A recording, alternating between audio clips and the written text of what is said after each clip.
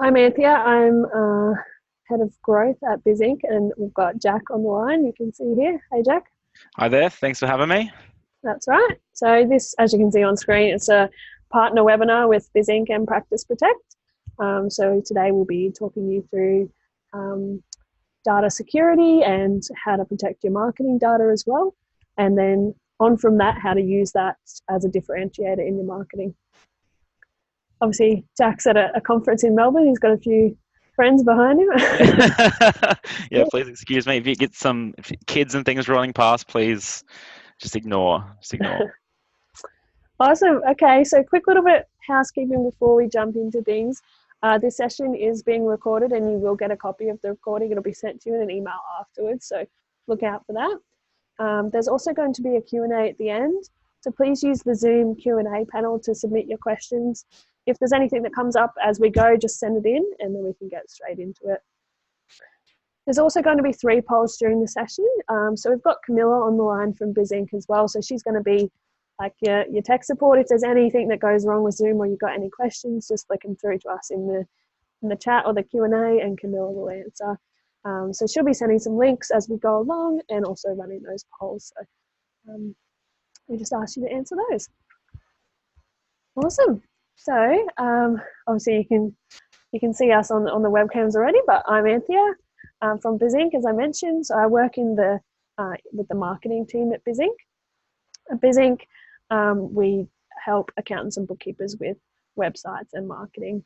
And obviously, as I mentioned, we've got Jack here today, so he'll be talking a lot about the data security side of things.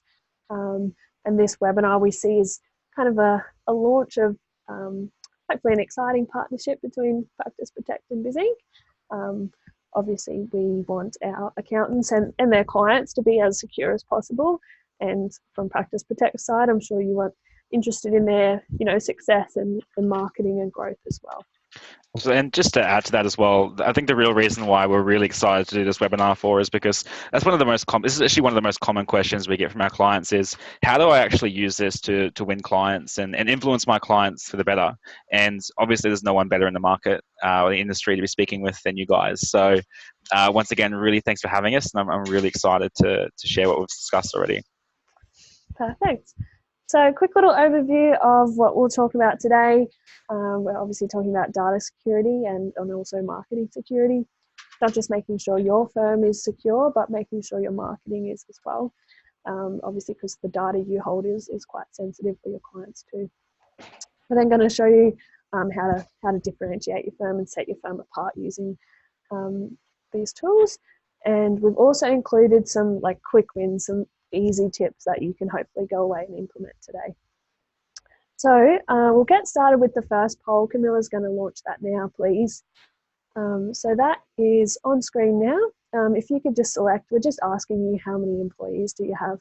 So 1 to 5, 5 to 15, or 15 plus. We're just asking this so that we can get a sense of who's on the call today and kind of, I guess, tailor our content for you. So I'll let that run just for a couple more seconds, if you could answer that. And I'll get Camilla to end that when you can, please. And share.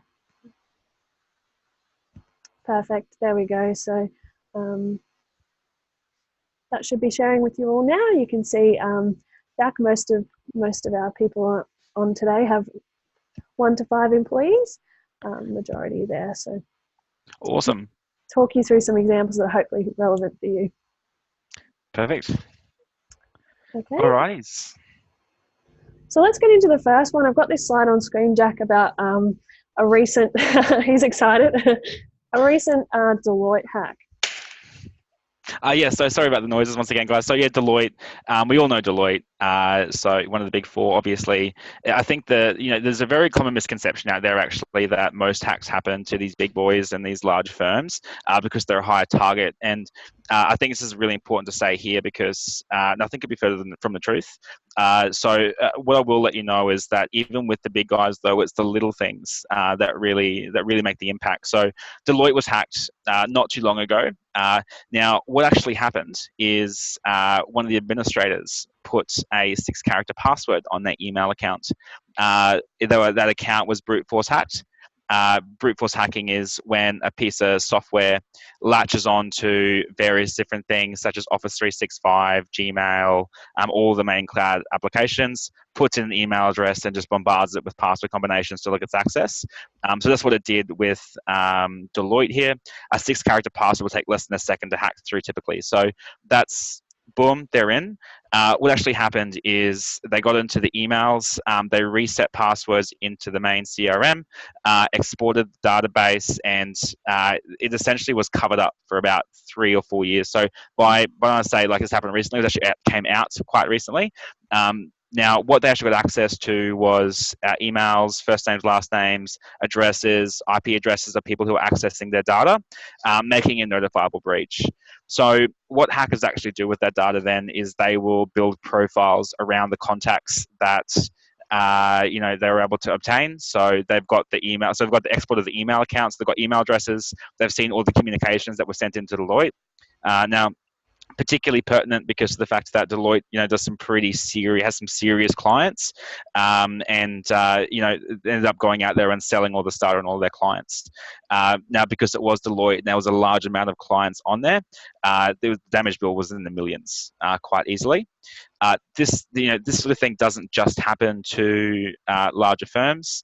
An example would be we actually have a client. If those of you are clients on this call, you may have heard the story before, but we had a client up in Townsville. What actually happened is that there was a 5-person firm. The practice manager in the firm, what they did is that they ended up signing up for those coupon sites, Anthea, where you go in there and you get some discounts on like Uber Eats and all that sort of fun stuff. What happened is that website ended up getting breached. Now, they took all the username and passwords out. This particular practice manager would put in her personal email address and just a standard password, like a Facebook password, etc. Yep. That was obtained. They Googled the email address, found a LinkedIn, got a work email address, attached the password to the work email address, got access to a 365.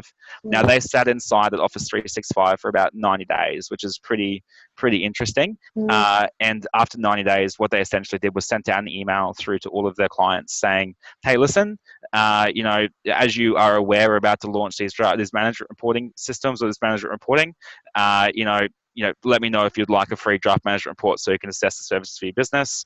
The clients were like, yep, sweet as, that's awesome. So 5 clients came back. They sent out the draft management reports. All of them clicked it. 3 came down with ransomware. 2 were luckily just recovered very quickly, and 1 was down for over a week, and so it cost a good $100,000 to that business because they were down and out for a solid week. Now, this was after the time of the mandatory breach reporting legislation, which I'm sure everyone on this call is familiar with.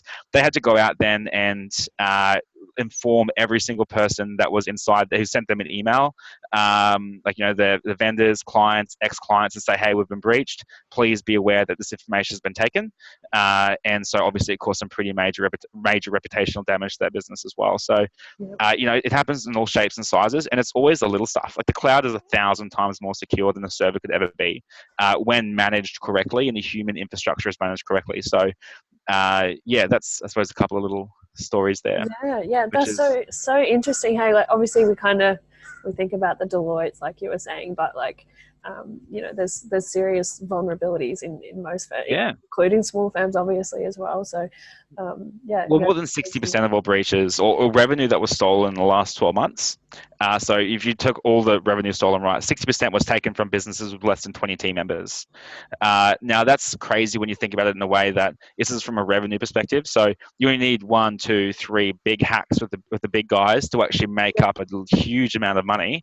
There's hundreds, if not thousands, of smaller hacks on the smaller businesses that are costing the money. So, who's at the higher risk? It's actually the smaller businesses because it happens so much more, and every dollar really counts. Cash flow is king with most smaller businesses. So, yeah, definitely. All right. So hopefully you all know this is important stuff, and we all need to think about it for our firms, definitely. So there's obviously things we'll talk about today, but the damages can be costly, for sure. And if you, I'm sure Jack could tell you a few more examples if you want to have a chat to him as well. I've got a few. So I just wanted to, I guess, bring it together. Like, why are we talking about marketing and security security together. What do they kind of have to do with each other? At Bizink, we're often obviously talking about marketing. We help accounts with marketing, but usually we're talking about things like, getting leads, or growing your firm, or, creating a nurturing sequence, or something like that. It's not often that we're talking about security, but it is really, really important, and something that you guys should consider. I'm sure that all of you would know about the importance of keeping your clients' financial data safe, but what about their marketing data? Things like names, email addresses, what services and packages they're on, all that kind of stuff. That's marketing data, and that needs to be protected. And obviously, as Jack touched on, that's something that constitutes like a notifiable breach. Hey? Yeah, absolutely. And I think just to add to that as well, I think there's two elements to the conversation, like we're chatting about earlier. You've got, what is the damage to a firm's reputation and their marketing capabilities when there is a breach? And then there's, how do you actually leverage it to make sure that you're one-upping the guy next to you? Yeah. Because if I was to look at two marketing vendors, and I would look at someone using a simple MailChimp-based system, for instance, and I was like, okay, cool, that looks interesting, and I'll talk to you, and you've got the sophisticated system, I'm going to go with you because it's a lot more secure and a lot better managed than just an off-the-shelf type scenario. So I guess it's like, same with accountants. If you got like, Joe Bloggs down the road with everything sitting on a small box in his back cupboard, and then you've got you who are using Xero and all these big players, who are they really going to go with? Like, the cloud is more than just convenient; it's also secure, and I think you can leverage that a bit better. Yeah, definitely. Yeah, so hopefully you can see like these two things, marketing and security, like they are related, they are important. And that, I guess, as we were talking about before, that's why Practice Protect and Bizink are even having this chat today. That's why we're on this webinar. They are related and important, and you can use that. That's the important piece of this. You can use that in your marketing. So let's quickly talk about, Jack, the risks associated, I guess, with poor data security. Yeah, cool. So, I think the biggest points here is, your client's data can be stolen. I mean, that's a pretty risky thing. Imagine talking to, your biggest client, and saying, hey, listen, I use my dog's name as my password, and now, your last 3 years with the financial records are taken. That's kind of what happens on a daily basis. Like, when you go to a barbecue, you don't have people come up to you and be like, guess what happened this weekend? I got breached. It doesn't happen. It's sort of, you don't talk about it, which is really scary, because I'm 100% certain that I've had my data stolen. You've had your data stolen. It's just a matter of reality. Yeah. The difference is that now, particularly in our industry, you've got to report that, and you've got to let your clients know. So, your clients' data, it's what they do with it then. So what they'll do is they'll actually often use that data and sell it into, so they'll do what they can with it, get ransomware into it, try and telephone you and scam you, which is actually the most highest converting scam. But then they'll actually also sell it to those dodgy marketers. We all get those emails. Hey, would you like a list of your competitors' biggest clients? It's usually how they get those lists is that they've oftentimes breached someone else, or they've taken those lists by force, and they're reselling it to you. So now all of a sudden, what's going to happen is that your clients are not only going to have scams to them, their family, their business, but then they're going to get spammed by all these amazing telemarketers wanting to sell them credit cards. So, now, in the olden days, even being start of last year, you didn't have to tell them, but now you do. So they can trace it back to you. Yeah. And now they're going to tell their friends, aren't they? They're going to be like, hey, listen, guess what happened? My accountant got breached, and now I've received 14 calls about new internet in the last hour. So, Yeah. number, fantastic. Thank you, accounting firm number A. So, which is really great. And the client data used fraudulently as well. So, what do they actually do with the data? As I mentioned, they'll spam you, they'll scam you, and they'll also be you. So, one of the more common things they'll do is identity theft as well, outside of the initial scams, trying to get credit money from you, and outside the selling your data. They will try and be you by essentially, they'll go fill out insurance claims. It's a very common thing, actually. If you have a look at the emails your clients have sent you and the data that's present within your emails, they can build up a pretty solid profile around you. You might have images of their passport or their identification or their families. They've got their addresses. They've got their, their ABN number. You've got your TFN. You've got all the acronyms sitting inside that. So they're probably the key risks associated with the data there. Yeah, definitely. Oh, Sorry for and ranting, by the way. I've had a no, few. no, I think it's really interesting stuff, obviously, and it's important stuff.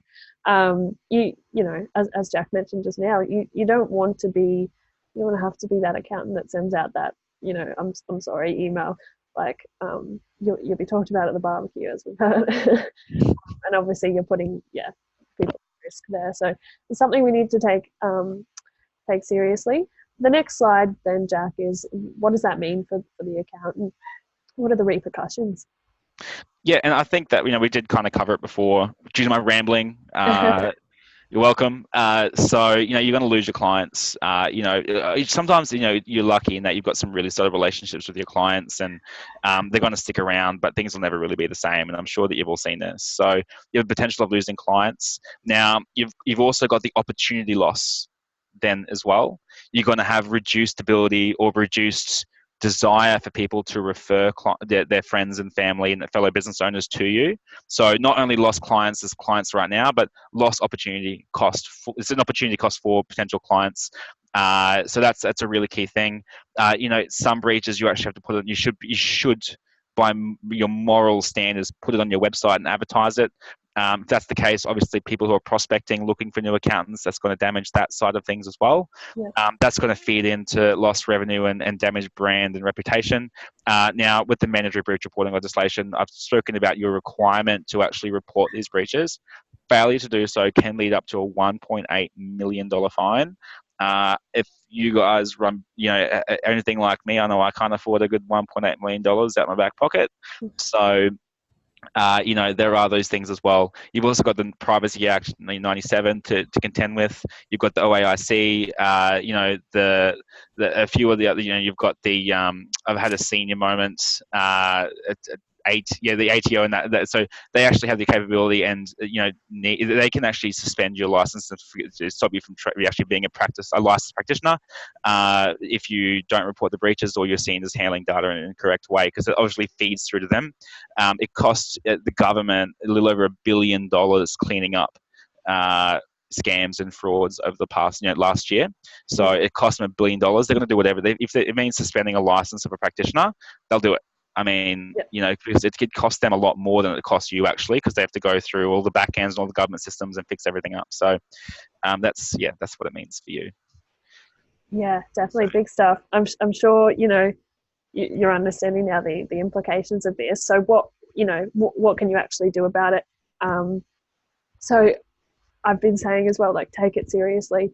There's some steps that you can take right now. So we're going to talk about, I guess, some quick, easy kind of wins that you can take away today. So obviously one thing, Jack, is passwords. Even just that Deloitte hack that you mentioned, that 6 digit password kind of caused this all. So passwords are important for sure. Yeah, cool. So I just had sort of the participants there. We've got a few clients on the call, like Amar, hello, a few of the guys. So what's up? How you going? Feel free to put what you guys do in the chat as well, if everyone can see it. You know, it'd be really cool. But some initial steps you can take right now is passwords. So use passphrases. So a 7-character or a 6-character password will take less than a second to hack through. A 16-character password will take around 74 million years. So there's a slight disparity there. Now, what you can do is that if you want to make things nice and simple, thanks, Samar. So what you can actually do is, you can make passphrases out of things. So you take a list of not all applications, but just your critical applications. And what you can then do is just put some passphrases around them. So, for example, 0, I like the color blue. Your emails, I don't like talking to people. Long, complex passwords, so that you can make sure that your systems won't get breached through brute force manners. Team training is everything. Referring back to the panel, we had a few people there with more than 5 team members. This is more for you. One thing that I hear when we get a breach, some of our clients or people we're not working with yet have a breach, we'll call them up and they'll be like, cool, we need practice protect, we need to have a chat, we got breached. It's like, cool, so what happened? It's like, Sharon on reception, bloody Sharon.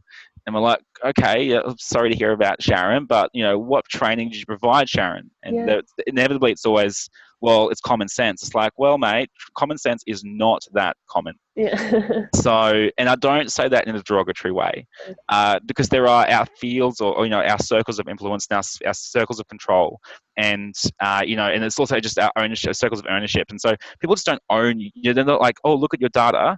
It's your data as a business owner, not their data. I'm not going to think about it like, oh, I need to be safe with my data. It's going to be like, oh, this is Jerry's data. And so, you need to take responsibility over that and talk through the team members what the implications of a data breach are, what they need to be doing with your data. By the way, if you have a look at it from a legal standpoint, your client's data is your data. You are a responsible data custodian. You are, when people are accessing, when you access your client's data, it is your data. Any breach that happens through your access points is your fault. So, so that means any access point, any time your team members access your data, and there's a breach, that's your fault. So take ownership over that and train people. It's not that hard. You've got things like have an IT partner. It's a big one. You've got your cloud infrastructure, which is very well supported, generally speaking. Then you've got your server and all that sort of infrastructure-based work. Talk to your IT providers. If you don't have a good one, get a new one. There's some good ones out there, like Fresh Method. And so just be like, hey, listen, so what is happening with my infrastructure security here, et cetera, et cetera. They'll know what to do. But yeah, so just it's a big thing. And of course, just talk to all the institutions like the CPAs, the CAs, the IPAs, ABN, the OAIC, et cetera. The list goes on, and be like, hey, listen, can you just like. I think Jack's internet's just broken up a little bit there. Hopefully it's not mine. He should be back in just a second.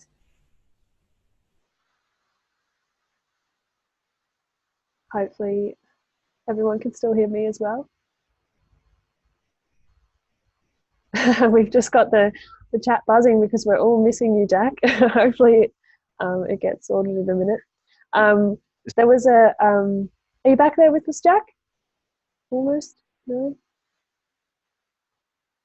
Jack's coming back on. I just saw a good chat message from Amar, one of Practice Protect's clients, who mentioned that they use Practice Protect generated passwords with the 16 random characters. So that's obviously quite secure, as Jack mentioned. Jack's back? Hi there.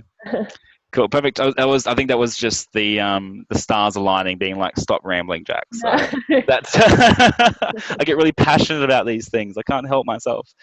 But yeah, that's right with that. That'll make sense. Yeah, made sense to me. Obviously, Practice Protect. We'll hear a bit more about what you guys do in a minute. But yeah, there's even just some simple changes that you can put into place. Hopefully today, think about your passwords. Have a manager for that, an IT partner that you deal with as well, and make sure you're training your staff. That's important. Some things that may be obvious to you aren't necessarily obvious to some people who haven't either, maybe just haven't had to deal with things before. So things like that. So I forgot one more thing actually, and I think this is really important. And I'm not just saying this because we're on the same meeting as well, Anthea, but have a look at your providers, your internet providers, your marketing providers. I know that Bizink take your data really seriously. So if you're using any other external marketers, what are they doing with your data? What systems and technologies are they using? Once again, I know that Bizink take their security extraordinarily, that's why we're talking to them. They take the security really important. It's very important to them. So yeah, ask your vendors and ask your different providers as to what they're doing around the security. And cheaper is the poor man pays twice, essentially. So just have a think and consider about that. Great.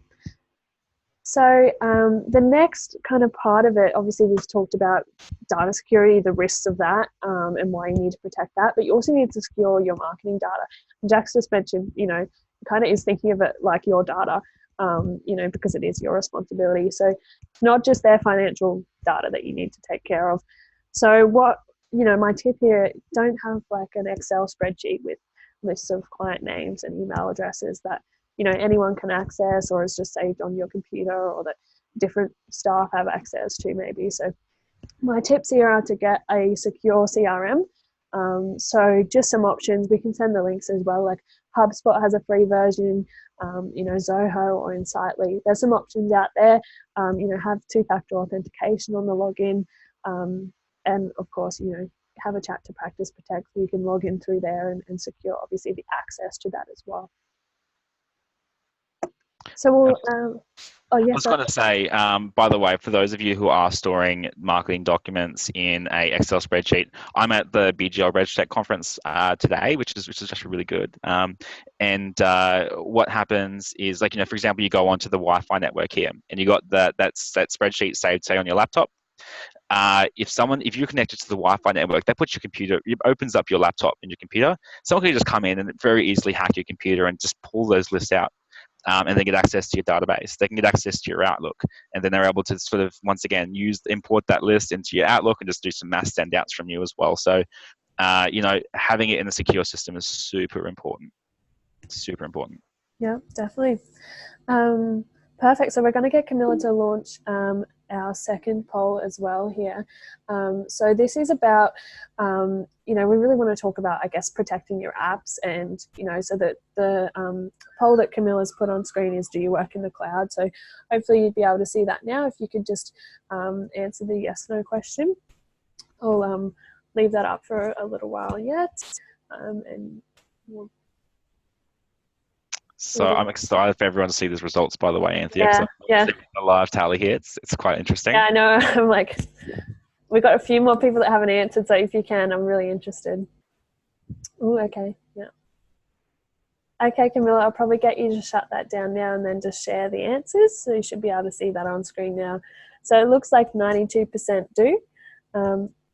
Just bring that onto my screen here. So 92% are working in the cloud, and that's probably fairly reflective of what happens, in terms of our own client base as well. That means you need to secure it. You need to be making sure that's secure. So, Jack, you can probably talk more about this. Apps, yeah. So I think this poll result is important for a couple of reasons, actually. Now, I was working in industry about, just thinking arbitrary number, but probably about 4 or 5 years ago. I'm sure you remember. I remember speaking to accounting firms about the cloud, and then, and in many cases, it's getting back, no, Yeah. the cloud's not secure. I'm not doing the cloud. There's no way in heck that I am touching the cloud. And now all of a sudden we've got, for example, on the webinar of X amount of people, 92% are all working in the cloud, which is an indication of how things are progressing. And if you want to look at this and extrapolate that, have a think about how your clients are progressing as well. 3 years ago, they might have been using MyOb, and now they're using Xero. Or this maybe is using old school MyOb, and now they moved over to Essentials. Or, what CRMs are they using? What email systems are they using? I can guarantee you, particularly in the services-based industries, most of them will be using, say, Gmail or Office 365 or a home version of that, which we don't discuss because it's horrible. Yeah. But I think it's also like protecting your apps. It's literally about the passwords piece. So if you have a think about how apps used to be stored, say on a desktop, you've got old mate Peter, who's your IT guy, and he's the one responsible for your server box. Now, he may have some software on there that's sort of monitoring the server to make sure it's all going down well. But realistically, no, you got Peter. He's got other clients, other priorities. He's not going to be you're like, I trust my IT guy. Peter is trusting software to do it for you, by the way, just a side note. Now you've got, say, let's use Xero as an example. You've got Xero. Xero has got millions of dollars invested in 24-hour security across multiple server sites protecting your data. Peter, zero. Yeah. So you don't have to worry about the physical infrastructure anymore. What you have to worry about is the human element. So what are you doing with the passwords, where you're accessing your applications? And then also, I think it's not necessarily about protecting your apps, it's about choosing your apps as well. So have a think through, and do they have certifications of security? For example, the ISO 27001. There's a few other certifications you should be looking at all your vendors, which every reputable vendor for that hosts software will have. So almost, so just think about, so not so much about protecting apps, just track your password, train your team, and pick wisely. I think that are probably the 3 biggest tips for protecting your apps. Does that make sense? Oh yeah, definitely. I was just, thinking about our clients as well. Like, it can kind of get overwhelming sometimes, the amount of different pieces of software they're using, Xero and all the add-ons, for example. If you start thinking about all them, and then, you think about your staff, and protecting the access to that as well. So, the majority of you are working in the cloud. Obviously, that's something we've seen take up in the last X number of years, as we've been hearing. But yeah, you need to make sure you're protecting that. Yeah. So practice protect might be good if you just tell us a tad more here, Jack, about how you guys help with that as well. Yeah, of course. So, well, we integrate in with all the key players like Gmail, Office 365, BGL, because I'm here, and actually essentially stop people being able to hack into those systems. The way we do that actually is through, we actually take away the passwords for those core applications. So there's no pass. You go to the BGL website or the Zero website, not Zero, so like Office 365 website and try and log in with user and password. There is no password. You cannot actually physically access it without Practice Protect.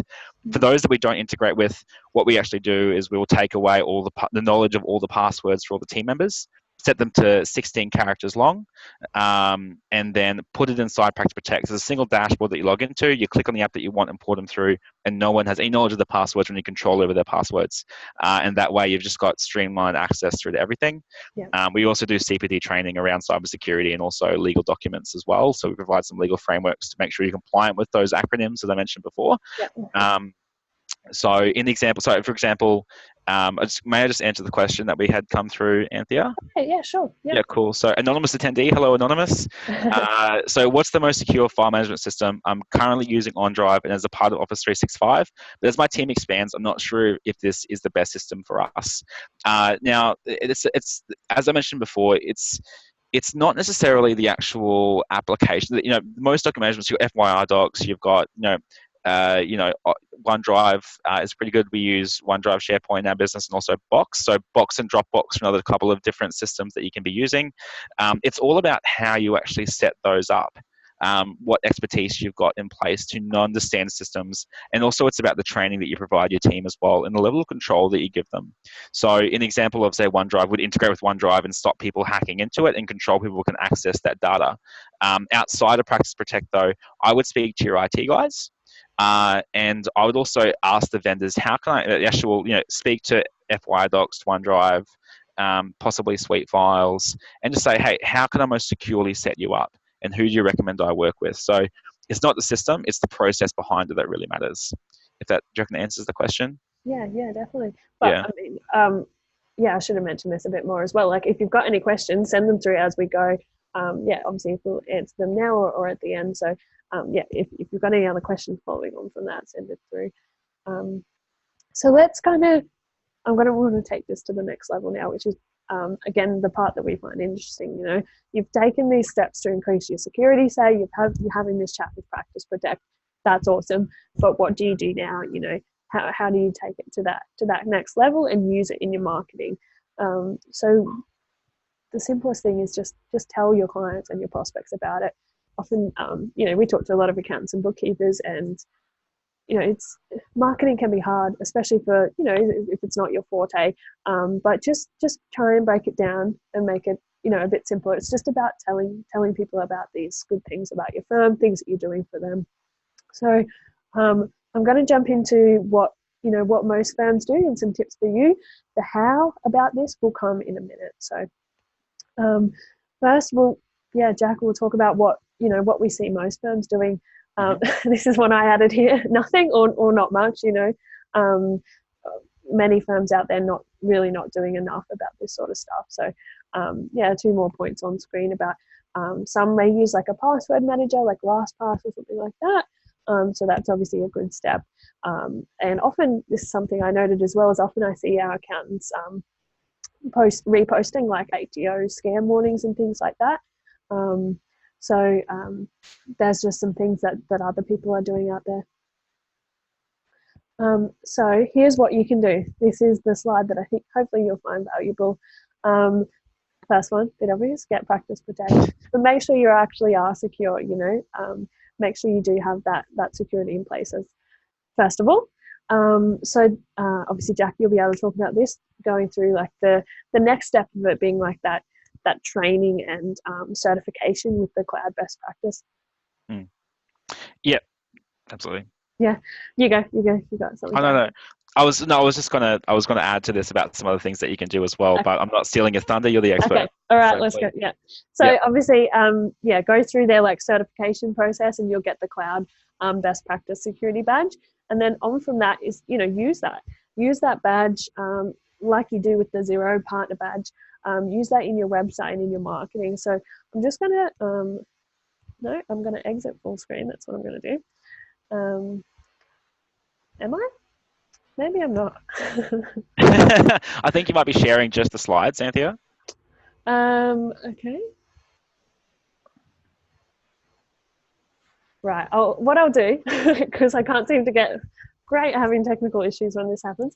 I'm going to get Camilla to paste the link into the chat for Bean Counter for Hire. So you'll be able to see on their website, and you'll scroll to the bottom.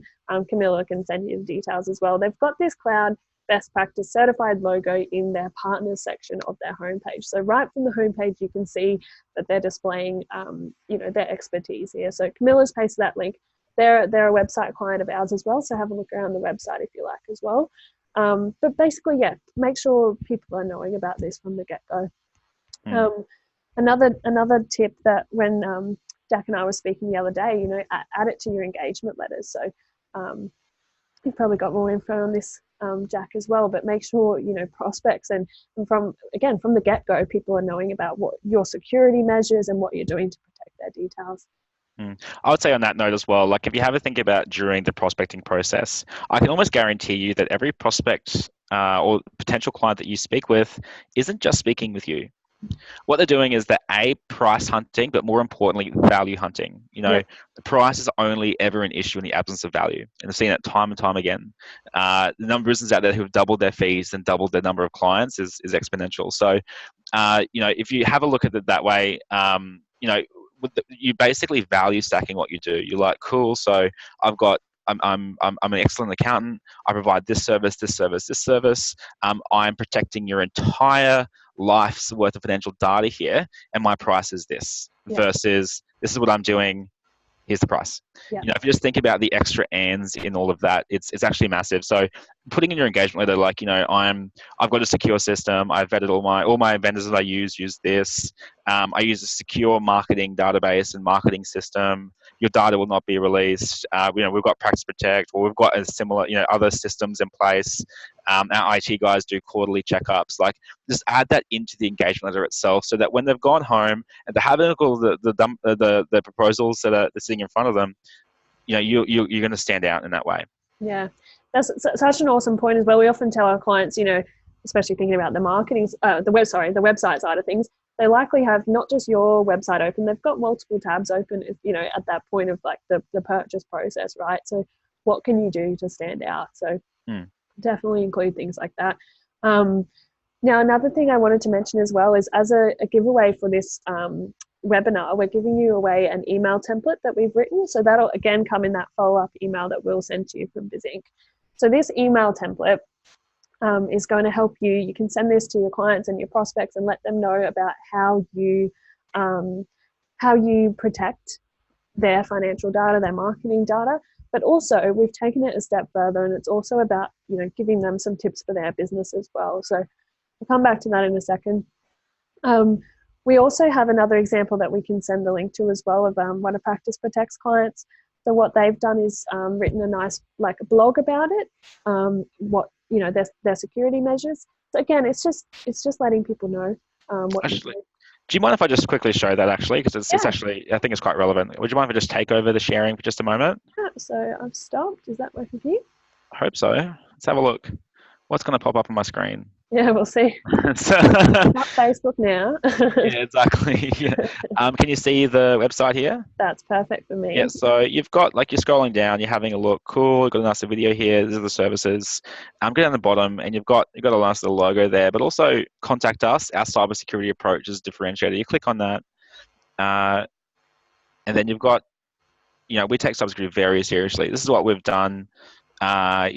We've updated all to be passphrases so no one can get in there. 74 million years. It's just value stacking. And actually, then I know what they do is that, they might take these articles and then post it out on their their social media websites or their EDMs, etc., as public service announcements as well. Yeah. So, this is an excellent example. There's a plethora of examples out there, but really leveraging that. It's not hard. It's not rocket science. Yeah, definitely. I'll just link on from that as well. I'll just go back to sharing my screen quickly. Right back into the slides. Hopefully that's all working for you now. What I was going to mention is Jack just quickly mentioned it, obviously, about the blog and the page on it, but also the social media side of things as well. So use it for kind of sharing information like that. Obviously, it's a good place for something visual like graphics. We were chatting the other day about we saw some of your clients doing similar things like that. So making sure that, again, the business owner is aware of, I guess, the vulnerabilities that they could be come across them as well. So send an email about it. We have built-in email marketing into the back end of our website, so use that. Put a blog out, maybe have a page on your website like we've just seen, and use social media as well. I've also got on screen, make sure you get a secure CRM. So I mentioned briefly those examples, but store their data in a safe spot as well, and make sure they know. So we've also got, similar to what we've been saying, how do you promote it? If you've taken these steps to protect your clients, then make sure they do know about it. So something that Jack and I, when we were talking about this the other day, is we mentioned, it's a good excuse to talk to your clients as well. Like, it's a really good conversation starter. Hey, again, I'm talking to a lot of accountants about these things. Sometimes it can be nerve-wracking, different conversations like that. But if you've got a lead in, it makes every conversation that much easier. So good conversation starter, use it to let them know, and who knows where that will end up. I was going to say, an example would be, hey, I just wanted to give you a call and let you know that we've put your data behind the firewall. We've done some audits. Everything is A-OK, and we take it really seriously. Yeah. By the way, how's everything going with your business? Exactly. It's that link as well, isn't it? It's often that'll just flow naturally as well. It's the perfect place to check in, and that could lead into, who knows, like an upsell opportunity or a referral or something as well. And at the end of the day, it's keeping you top of mind as well. That's something obviously we talk about a lot at Bizink, is certain people may not be ready to engage or whatever at this point, but if you're top of mind, then that's who they are going to think of when they're ready for whatever it is. So share this stuff with them. We spoke about those ATO scams, and people do turn to their accountants for that kind of stuff. So definitely kind of post about that stuff yourself, share that, and make sure you have your tips for your clients there as well. So we'll get into some questions now. I'm just going to bring this up on screen. So a few things. First of all, if you've got any questions, submit them now and we'll get to them. Camilla is going to launch our last poll for the day. So that is, if you want to know a bit more about Bizink or a bit more about Practice Protect, let us know and we'll get in touch. So we'll leave that on screen now for you to answer the poll there. What we also have is on screen, we've got some details about a special offer from Practice Protect, but also we'd love to chat with you if you do have if you'd like to talk about your website, refreshing that, updating that, and also, if you want to revamp your marketing, start a marketing plan, some of the things we've talked about, email marketing, we can handle that for you, social media, things like that. So have a chat to us at Bizink. We'd love to talk to you. And Jack can talk you through the special offer that Practice Protect have for this partnership. Yeah, cool. Happy days. So essentially, it's some onboarding costs. So we'll take $150 off the onboarding if you book in a meeting with us before end of the month. So in that meeting, by the way, it's no obligation meeting, but we'll actually go through and do an assessment of your business. So we'll ask you questions, figure out how you work, what's going on, and then provide some recommendations of what you can do to fix your business with or without us. We'll show you through what we do. If you decide to move forward with us, we can give you that discount. If not, awesome, but you've walked away with a bit more knowledge of what you can be doing. So that's essentially what it is. Awesome. Okay, well, I can see a few questions that have come in already. A couple for you, Jack, so I'll just get into them. But again, if anyone has any, just flick them through right now while we're both on the call. So Carl is asking if Practice Protect is available in the US. Yes, indeed it is. Yeah. So Beancan is the link you sent through before. I believe is Beancan for hire. I believe they're in the States. Yes, correct. Yep. Yes. Yeah. Yeah. So we work in the States as well. So we work out of 7 different countries actually. Yeah, awesome. I know we were mentioning a lot of like, ATO and probably Australian acronyms and things like that, but Practice Protect all across the US as well. Yep. So Chris is asking, how secure is LastPass? Yeah. So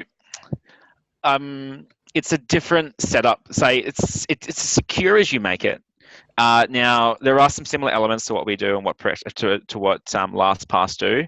Now they're typically more of a user type tool. I know there is the enterprise option there, but it's all about how you set it up.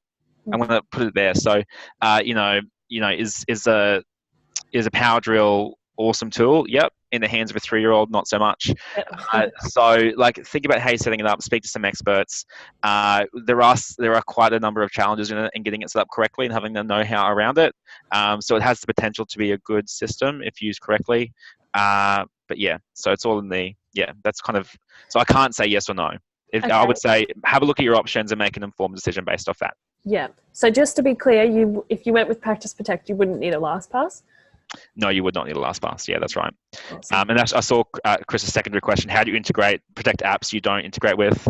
We'll get off the product in a second, guys. Don't worry if you're not interested. But essentially, we've got the integrations. And with the other ones, we'll actually jump into your email systems and set up email redirects so people can't have any control over their passwords.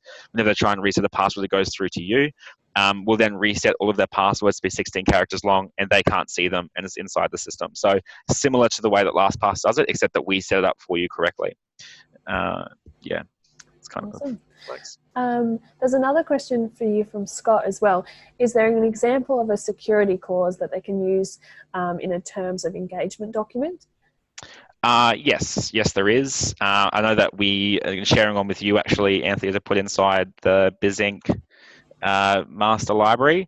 Yep. But we'll get in contact afterwards and shoot it through to you if you wish, Scott, and then you can have a look and piece it together based off your requirements and what you're actually doing as well.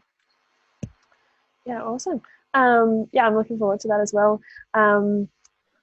Rebecca has asked if there's any good links for staff training. Not really. Maybe you have some, yeah.